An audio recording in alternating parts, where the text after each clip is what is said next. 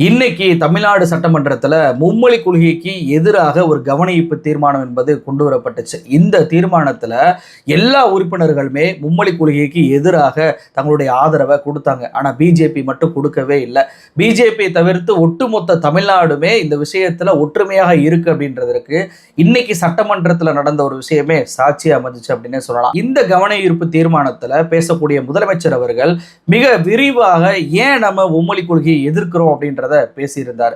ரொம்ப குறிப்பாக நீங்க நிதி தரவில்லை என்றால், அதாவது நான் 5000 கோடி என்ன 10,000 கோடி கொடுத்தாலுமே இந்த திட்டத்தை தமிழ்நாட்டில் நான் செயல்படுத்த மாட்டேன் அப்படின்னு சொல்லிட்டு ஏன் சொன்னேன் அப்படின்னா, இந்த பிரச்சனை என்பது வெறும் நிதி பிரச்சனை மட்டுமல்ல, நம்மளுடைய இன பிரச்சனை என்பதற்காக தான் அப்படின்னு சொல்லிட்டு ரொம்பவுமே தீர்க்கமா சொன்னாரு. அதாவது நீங்க சொல்வதையெல்லாம் நிதி கொடுக்கணும் அப்படின்னா உங்ககிட்ட பணிந்து போவதற்கு நாங்க ஒன்றும் கொத்தடிமைகள் கிடையாது. நீங்க நிதியே தரவில்லை என்றாலும் உங்க நிதியே எங்களுக்கு தேவையில்லைன்னு தான் நாங்க சொல்லுவோம். எங்களுடைய தமிழ் மொழியை நாங்க பாதுகாப்போம் அப்படின்னு சொல்லிட்டு முதலமைச்சர் அவர்கள் பேசியிருக்கிறார்.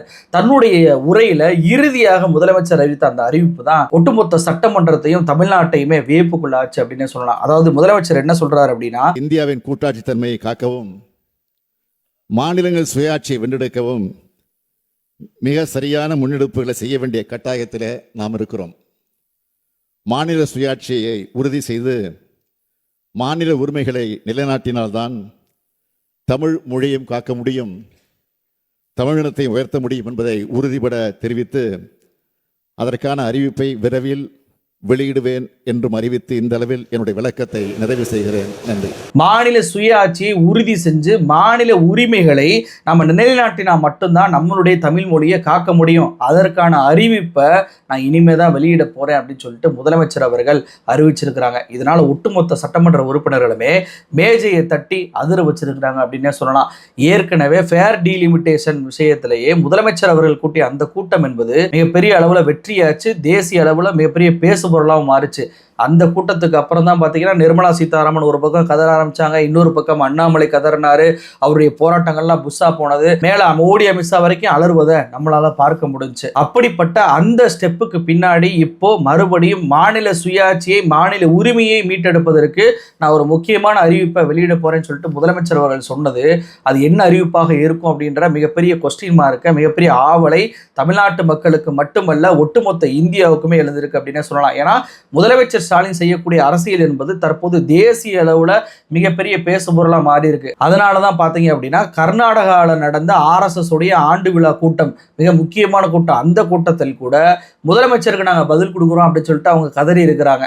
இந்த அளவுக்கு முதலமைச்சர் என்ன பேசுகிறார், என்ன அரசியலை அவர் செய்கிறார் அப்படின்றத ஒட்டுமொத்த இந்தியாவுமே கவனிக்கக்கூடிய ஒரு இடத்துல இருக்கு. இந்த அறிவிப்பு என்பது கண்டிப்பாக பிஜேபிக்கு ஒரு பதற்றத்தை ஏற்படுத்தும் அப்படின்றதுல எந்த ஒரு மாற்று கருத்துமே இல்லை.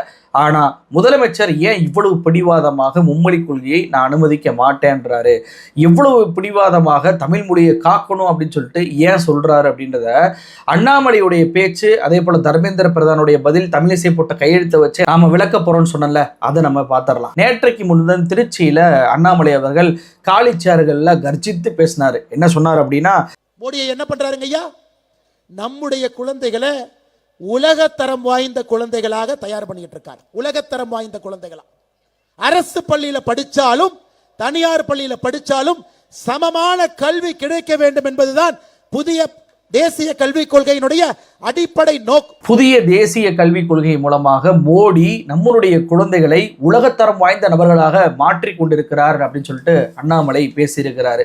தேசிய கல்விக் கொள்கைக்கு ஆதரவாக நடந்த அந்த பொதுக்கூட்டத்தில் தான் அண்ணாமலை இப்படி பேசியிருக்கிறார். ஆனால் உண்மையிலே மோடி நம்மளுடைய குழந்தைகளை உலகத்தரம் வாய்ந்தவர்களாக மாற்றாரா, அல்லது உலகத்திலேயே தரம் கட்ட ஒரு குழந்தைகளாக, படிப்பறிவில்லாத குழந்தைகளாக மாற்ற நினைக்கிறாரா அப்படின்றத இப்போ நான் அம்பலப்படுத்துறேன். அதாவது இவர் சொல்றாருல உலகத்தரம்னு, அந்த உலகத்தரம் என்னன்னு சொல்லி பாருங்க. ஒன்றிய அரசு 2019 ஒரு சட்டத்தை போடுறாங்க. அதாவது நமக்கெல்லாம் தெரியும், நம்ம தமிழ்நாட்டில் எப்படி 8th வரைக்கும் கட்டாய பாஸ் பண்ணணும் அப்படின்னு சொல்லிட்டு இருக்கும். அதே மாதிரி தான் பார்த்தீங்கன்னா இந்திய அளவுலையுமே 8வது வரைக்கும் அந்த மாணவர்களை பாஸ் பண்ணணும்.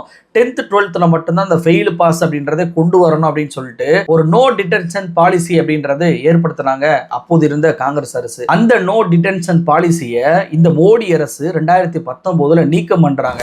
நீக்கம் பண்ணிட்டு டிசம்பர் 16 2023 ஒரு புதிய அறிக்கையை வெளியிடுறாங்க. என்ன ரூல்ஸ் போடுறாங்க அப்படின்னா, அதாவது 5வது 8ஆம் வகுப்புல ஒருத்தவங்க ஃபெயில் பண்றாங்க அப்படின்னா அவங்கள அடுத்த கிளாஸுக்கு அனுப்பக்கூடாது. அவங்க ஃபெயில் தான். அவங்களுக்கு 2 மாசம் கழிச்சு ரீ எக்ஸாம் வைங்க. அதுலயும் ஒருத்தர் ஃபெயில் ஆகுறாரு அப்படின்னா அவங்க மறுபடியும் 5வது 8வது தான் படிக்கணும். அவங்கள அடுத்த கட்டத்துக்கு அனுப்பக்கூடாது அப்படின்னு சொல்லிட்டு ஒரு சட்டத்தை மோடி கொண்டு வராரு. உலகம் தரம் வாய்ந்த குழந்தைகளா மாத்துறான்னு சொன்னார்ல, அந்த சட்டத்தினால என்ன நடந்துச்சு தெரியுமா? 2023 மட்டும் 10ஆம் வகுப்பு 12ஆம் வகுப்பு தேர்வு எழுதிய மாணவர்கள் 65 லட்சம் பேர் ஃபெயில் ஆகி மறுபடியும் அதே இடத்துல படிக்க ஆரம்பிச்சாங்க. அது மட்டுமல்ல, நம்மளுடைய பக்கத்து ஸ்டேட்டான கர்நாடகா, அந்த கர்நாடகாவில் 3வது மொழி இவங்க சொல்றாங்கல்ல, 3வது மொழி படிச்சா ரொம்ப நல்லது அப்படின்னு சொல்லிட்டு, அந்த 3வது மொழியாக அங்கே ஹிந்தி தான் இருக்கு. அந்த ஹிந்தி எக்ஸாம்ல மட்டும் 90,510 பேர் 10th எக்ஸாம்ல ஃபெயில் ஆயிருக்கிறாங்க. அதாவது மற்ற எல்லா சப்ஜெக்ட்லையும் பாஸு, ஆனால் 3வது மொழியாக இருந்த அந்த ஹிந்தி மொழியில மட்டும் கிட்டத்தட்ட 1 லட்சம் மாணவர்கள் ஃபெயில் ஆயிருக்கிறாங்க. நான் என்ன கேட்குறேன் அப்படின்னா, 1 லட்சம் மாணவர்கள் ஒரே எக்ஸாம் 10th எக்ஸாம் ஒரே நேரத்தில் ஃபெயில் ஆகுறாங்க அப்படின்னா இப்போ நாடு முழுவதும் எவ்வளவு பேர் ஃபெயில் ஆவாங்க? அப்போ 1 லட்சம் மாணவர்களில் எத்தனை மாணவர்கள் மறுபடியும் அதை பாஸ் பண்ணியிருப்பாங்க? அந்த மாணவர்களில் எத்தனை பேர் ட்ராப் அவுட் ஆகிருப்பாங்க? பள்ளிக்கூடமே வேணாம் அப்படின்னு சொல்லிட்டு ட்ராப் அவுட் ஆகிருப்பாங்க அப்படின்றதெல்லாம் நினச்சி பார்க்க முடியுது. அந்த ட்ராப் அவுட் டேட்டாவுமே நான் வெளியிடுறேன். அதுக்கு முன்னாடி என்கிட்ட ஒரு கேள்வி இருக்கு. என்னன்னா, அதாவது 10th எக்ஸாமில் 3வது மொழியை படிக்கக்கூடிய மாணவன் 1 லட்சம் பேர் இங்கே ஃபெயில் ஆகுறாங்கல்ல. 10th படிக்கக்கூடிய மாணவனுக்கு ஒரு 15 வயசு இருக்குமா? 10th படிக்கக்கூடிய மாணவனே இவ்வளவு பேர் ஃபெயில் ஆகுறாங்க அப்படின்னா 3ஆம் வகுப்பு 5ஆம் வகுப்பு 8ஆம் வகுப்புல கட்டாய தேர்வு வைக்கணும் அப்படின்னு சொல்லிட்டு இந்த புதிய கல்விக் கொள்கையில இருக்கே. அப்ப 10ஆம் வகுப்பு படிக்கக்கூடிய 15 வயசு மாணவனுக்கே அதுல ஃபெயில் ஆகுறான் அப்படின்னா 3ஆம் வகுப்பு 5ஆம் வகுப்பு படிக்கக்கூடிய பச்சிலம் குழந்தைகள் அவங்களால எப்படிங்க ஹிந்தியில பாஸ் பண்ண முடியும்? அப்ப அவங்க ஃபெயில் ஆவாங்களா இல்லையா? அதுதான் பிஜேபியோடைய ஒற்றை நோக்கமே. அதாவது 3ஆம் வகுப்பு 5ஆம் வகுப்பு 8ஆம் வகுப்பு 10ஆம் வகுப்பு 11ஆம் வகுப்பு 12ஆம் வகுப்பு அப்படின்ற பேர்ல 3வது மொழியை திணித்து அதன் மூலமாக ஃபெயில் பண்ணி அவங்கள படிக்க விடாம ஆக்கணும் அப்படின்றதுதான் மோடியுடைய RSS உடைய பிஜேபியோட ஒற்றை கொள்கை. இந்த லட்சணத்துல அண்ணாமலை என்ன சொல்றாரு? மோடி உலகத்தரம் வாய்ந்த குழந்தைகளாக நம்மளை மாத்துறாராம். இந்த புதிய கல்விக் கொள்கை அப்படி மாத்துமா? எப்படிப்பட்ட ஃப்ராடுத்தனமான ஒரு விஷயத்த நீங்க இப்படி பேசுறீங்களே. உங்க வீட்டு குழந்தைகள் தான் நாங்க பாதிக்கும். அங்க திருச்சி கூட்டத்துல வந்தாங்களே பிஜேபிக்காரங்க, அவங்க வீட்டு குழந்தைகள்லாம் பாதிக்காதா? 3வது மொழியை பாடமா வச்சா கண்டிப்பாக குழந்தைகள் ஃபெயில் ஆவாங்க. ஃபெயில் ஆனா அடுத்த கட்டத்துக்கு போக கூடாதுன்னு சொல்லிட்டு மோடி 2019 2023 ஒரு சட்டத்தை போட்டிருக்கிறார் அப்படின்றது இந்த பிஜேபிக்காரங்களுக்காக தெரியுமா? இது மட்டும் இல்லைங்க, இப்படி எக்ஸாம் வச்சு ஃபெயில் ஆகிறாங்க தெரியுமா?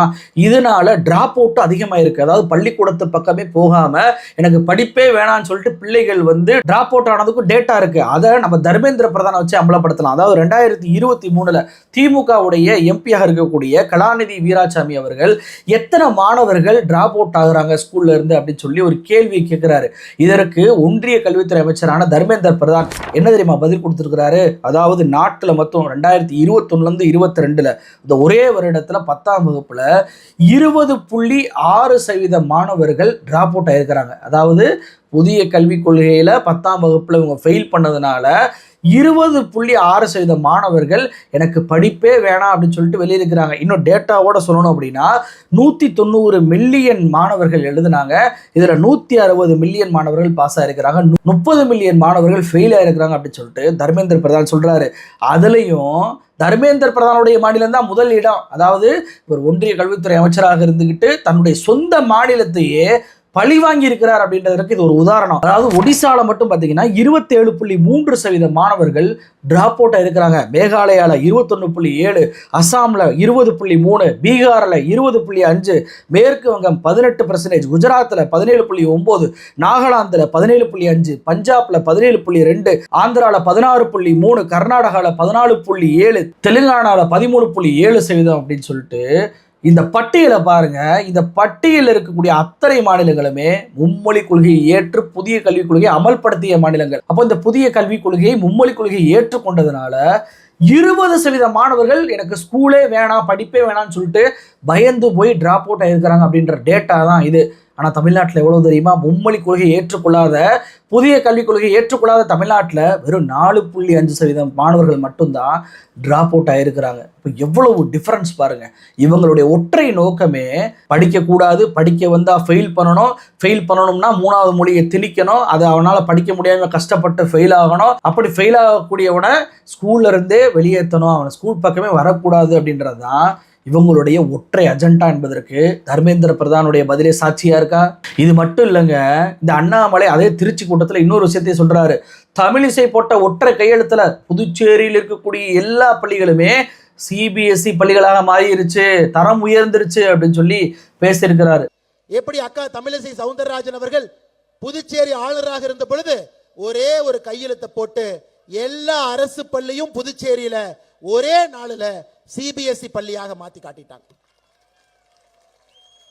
ஒரே கையெழுத்து, ஒரே இரவு, அடுத்த நாள் காலையில புதுச்சேரியினுடைய அரசு பள்ளி எல்லாம் சிபிஎஸ்இ பள்ளி. முதல்ல தமிழிசை ஏன் அந்த பள்ளிகளை சிபிஎஸ்இ பள்ளிகளை மாற்றினாங்கன்றதை நம்ம தெரிஞ்சுக்கிறோம். அதுக்கப்புறம் அவர் போட்ட கையெழுத்தினால என்ன விளைவு ஏற்பட்டுச்சு அப்படின்றத நான் பின்னாடி சொல்றேன். அதாவது புதுச்சேரியில மட்டும் 730 பள்ளிகள் இருக்கு. இதுல 400 பள்ளிகள் அரசு பள்ளிகள். இந்த அரசு பள்ளிகளை பொறுத்த வரைக்கும் அங்க புதுச்சேரிக்கு என்று ஒரு கல்விக் கொள்கை கிடையாது. தமிழ்நாடு, ஆந்திரா, கேரளா இங்கே என்ன பாடத்திட்டங்கள் இருக்கோ அந்த பாடத்திட்டங்களை வச்சு தான் அரசு பள்ளிகளில் சொல்லி கொடுக்கப்பட்டு வந்துச்சு. அப்போ தமிழ்நாட்டுடைய பாடத்திட்டம் அங்கே இருப்பதனால புதுச்சேரியில் புதிய கல்விக் கொள்கையை அமல்படுத்த முடியலை. ஏன்னா ஆந்திரா, கேரளா, தமிழ்நாடு சொல்லிட்டு பல்வேறு பாடத்திட்டங்களாக இருக்கு.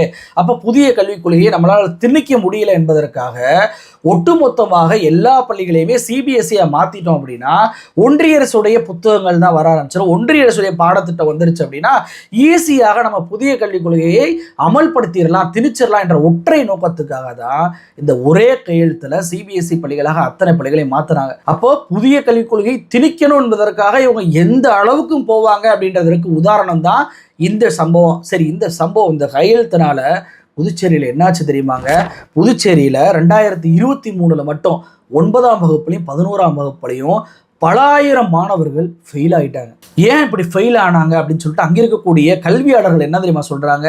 நீட்டு, ஜேடபிள்யூ போன்ற அந்த எக்ஸாம் எல்லாம் எய்ம் பண்ணி படிக்கிற மாணவர்களுக்கு இது ஈஸியாக இருக்கும். ஆனால் ஏழை அரசு பள்ளி மாணவர்களுக்கு இந்த சிலபஸ் என்பது ரொம்ப கஷ்டமாக இருந்துச்சு. அது இவங்க ஓட்ட ஒரே கையெழுத்தினால சிபிஎஸ்இ பள்ளியாக மாறினதுனால அந்த சிலபஸையும் ஒட்டுமொத்தமாக மாற்ற வேண்டிய கட்டாயம் வந்துச்சு. ஏற்கனவே 400 ஸ்கூலில் இருக்கக்கூடிய டீச்சர்ஸுக்கு அந்த பாடத்திட்டம் தான் அவங்களுக்கு வந்து ட்ரைனிங் கொடுக்கப்பட்டு அந்த பாடத்திட்டம் தான் சொல்லி கொடுத்துக்கிட்டு இருந்தாங்க.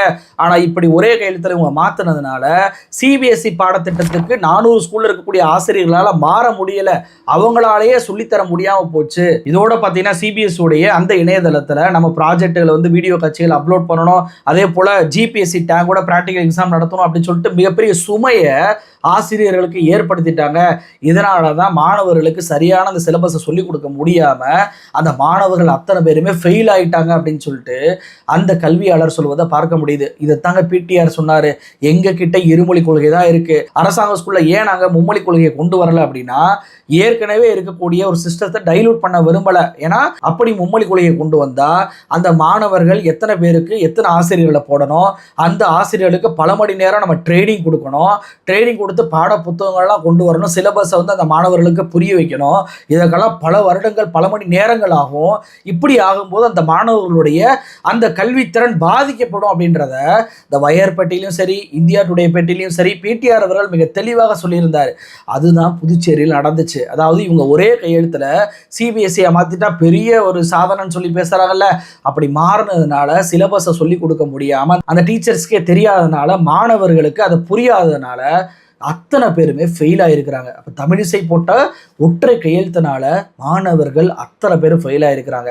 அதை பற்றிலாம் அவங்களுக்கு கவலை இல்லைங்க. இவங்களுடைய நோக்கம் எப்படியாவது மும்மொழி கொள்கையை திணிச்சிடணும், எப்படியாவது புதிய கல்விக் கொள்கையை திணிச்சிடணும் அப்படின்றது தான். இப்போ புதிய கல்விக் கொள்கையை திணிச்சு அதனால மாணவர்கள் ஃபெயில் ஆகி அதனால படிக்காமல் போகணும் அப்படின்றது தான் தமிழிசை போட்ட ஒற்றை கையெழுத்தினால நடந்த ஒரு பின்விளைவு.